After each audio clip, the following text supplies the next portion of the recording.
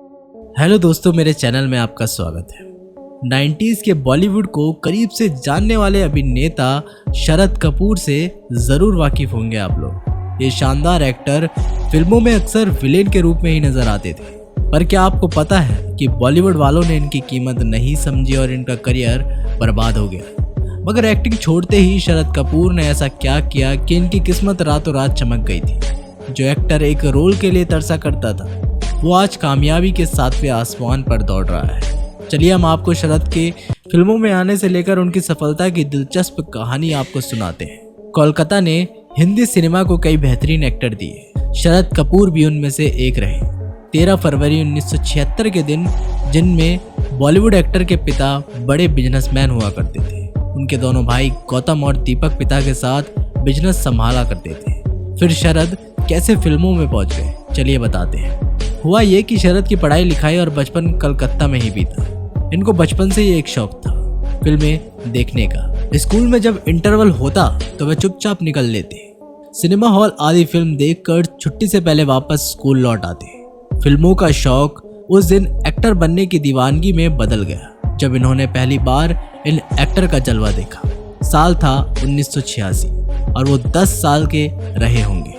Cinema hall में actors को देखकर वह सोचते थे कि शायद वो 100 फीट के होते होंगे। मगर 1986 में कोलकाता में सीएम ज्योतिष बाबू ने एक बड़ा इवेंट करवाया। नाम था होप 86। मिथुन चक्रवर्ती, राजेश खन्ना, शत्रुघ्न सिन्हा से लेकर एक से एक बड़े बॉलीवुड कलाकार वहां पहुंचे। शरद ने पहली बार उनको सामने से देखा था। लाखों फैंस के बीच पुलिस के धक्के खाते शरद की आंखें अभिनेताओं का जलवा देखकर हैरान हो गई। बस उसी दिन से फैसला कर लिया कि अब तो बम्बई जाना है और एक्टर ही बनना है। कुछ साल पढ़ाई की और फिर साल 1993 में पिता से बोल दिया कि बम्बई जाना है एक्टर बनने। पिता हैरान, बोले क्या खाओगे, कहाँ रहोगे? ये बात तो खुद शरद को भी नहीं पता थी।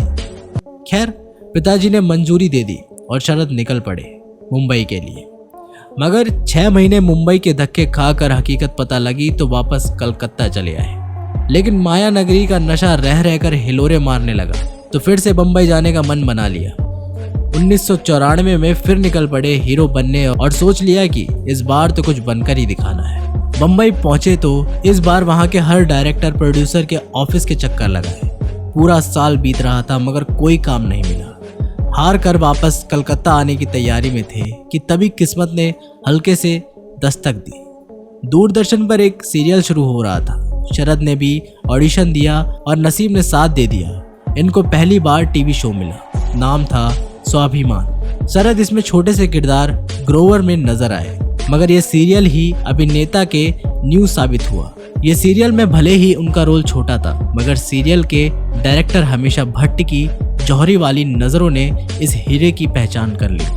कुछ महीने बाद एक दिन शरद स्टूडियो के बाहर खड़े थे और अंदर बैठे महेश जी की नजर उन पर पड़ गई तो भीतर बुला लिए।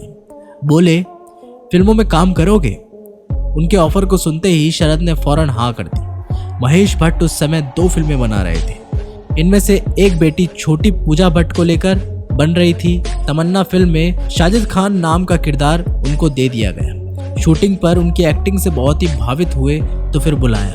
बोले, एक और फिल्म है मगर किरदार नेगेटिव है, करोगे क्या? हीरो बनने आए शरद ने भी बिना सोचे समझे हाँ बोल दी। एक साथ ही महेश भट्ट की 2 फिल्म में काम करने लगे। इत्तेफाक की बात है कि उनकी पहली फिल्म तमन्ना थी, लेकिन पहले रिलीज हो गई दूसरी, जिससे सुष्मिता सेन बॉलीवुड में पहली बार कदम रखने जा रही थी। नाम था दस्तक। 1996 में आई ये फिल्म शरद की पहली फिल्म बन गई। इसमें साइको युवक की नेगेटिव भूमिका में शरद लोगों को भा गए और उनकी गाड़ी चल पड़ी। अगले ही साल तमन्ना भी रिलीज हो गई। फिल्म मेकर्स की नजरों में भी वो भा गए, उनको फिल्में मिलने लगी। लेकिन एक बार फिर किस्मत ने धोखा दे दिया। शरद को जो अच्छे बैनर की फिल्में मिली वो पूरा बन ही नहीं पाई। वहीं जो फिल्में रिलीज हुई उनमें उनके रोल को हल्का कर दिया गया। आंखों में तुम हो, इसकी टोपी उसके सर, लाल सलाम, हथियार और चाहत जैसी कई फिल्मों में उन्होंने एक्टिंग की। मगर जिस एक फिल्म के लिए वो आज भी याद किए जाते हैं वो साल 2000 में आई। हुआ ये, डायरेक्टर मंसूर खान एक फिल्म बना रहे थे। शाहरुख खान और आमिर खान दोनों पहली बार एक साथ आने वाले थे। दोनों को अलग अलग गैंग के लीडर का किरदार निभाना था जो एक दूसरे के दुश्मन होते हैं। मगर जैसे ही आमिर ने स्क्रिप्ट देखी तो उनको लगा कि शाहरुख का किरदार उन पर भारी पड़ रहा है। उन्होंने फौरन रोल के लिए मना कर दिया। अब ये रोल मंसूर खान ने भारी मन से शरद को दे दिया। साल 2000 में फिल्माई जोश चंद्रचूड़ सिंह के बड़े भाई गैंग लीडर प्रकाश की भूमिका में शरद ने कमाल कर दिया। कई सीन्स में तो शाहरुख खान पर भी भारी पड़ते नजर आ गए।